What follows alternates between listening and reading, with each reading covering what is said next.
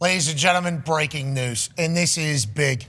The Indianapolis Colts have officially placed the transition tag on Danny Dahn. Wow. Old Indiana Jones. Now, this means that if any other team makes an official offer sheet to Daniel Jones, the Colts have the right to match it, okay? $37.833 million will be the least amount of money that Daniel Jones makes next year playing football. I would like to say to Daniel Jones, I'm incredibly thankful that there's a chance you're going to be a Colt next year. Remember, when Danny came into town, he was allegedly in a competition with Anthony Richardson. Anthony Richardson, former number 4 overall pick for the Indianapolis Colts, now seeking a trade away from the Indianapolis Colts. Daniel Jones was coming in here. Not a lot of fanfare from Colts fans, other than us. Not a lot of hope and optimism from a lot of people around the league, including Colts fans, other than us. And what Danny Dimes came in and did was an incredible leadership position. His talent was outrageous, and what he did was lead the Colts to an 8-2 record, the number 1 offense in the NFL, and us singing every single overreaction Monday that the Colts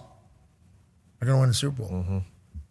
Then he broke his leg overseas. Mm-hmm. Yep. Damn. All of a sudden, he couldn't do anything that he was able to do. Yeah. You know, Shane Steichen's offense is certainly much better whenever the quarterback can move and the quarterback can run, and Danny Dimes can certainly run. A lot of people undervalue his running ability, mostly because he is a big, dorky, white dude. Correct. But he is a weapon with his legs. He's a weapon with his arms. And what he was able to do in Shane Steichen's offense whenever he was healthy was spectacular. Something that we haven't seen here in Indianapolis in a long, long time. Going to games was awesome. We were able to talk shit once again. And then we won 0-7 to end the season. That was tough. Mm-hmm. And now we wonder, broken leg in one leg, torn Achilles in the other. Will Danny Dimes be able to be healthy for next season? Feels like those conversations are taking place, and it feels like it's probably, potentially, going to be with the Indianapolis Colts, which makes me zeked up, Darius Butler, that he's going to be here, because there was a lot of chatter.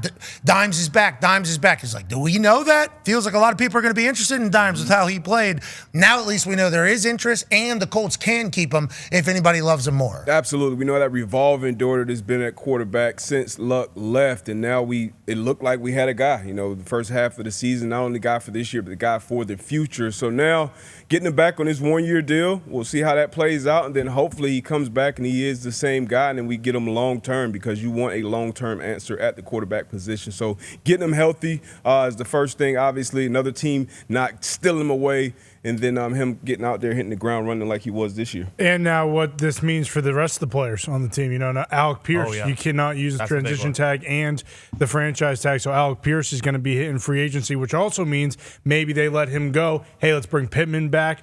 We still have Downs. You got Tyler Warren. You got Jonathan Taylor. Like, this is kind of great for the Colts as a whole, because now he can rest. Maybe you give a couple other guys a chance. Riley Leonard, he was unbelievable against the Texans. Maybe he gets a little more reps early on, and then he has more time for Danny Dimes to come back. Schefter, to your exact point, just tweeted, Colts cannot tag free agent wide receiver Alec Pierce, but the Colts still hope to work out long-term deals with both players. Okay.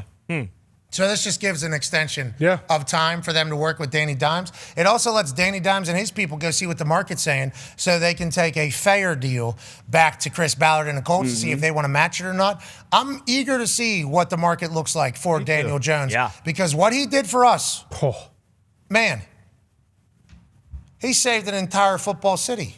I mean, we were down in the dumps over here. There was not a lot of expectations. I think one of those places, one of those blogs put out like a vote of optimism from the fans.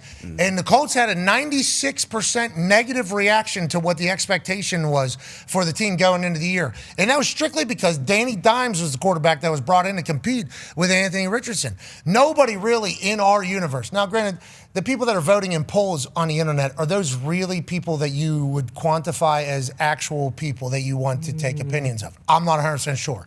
But I do know they weren't the only ones. People in real life were like, Daniel Jones, like, he's not really good, is he? It's like, well, actually, Shane Steichen's offense, if he can do, remember Jalen Hurts? Remember what Jalen Hurts was able to do in Shane Steichen's offense? You know how that whole thing worked?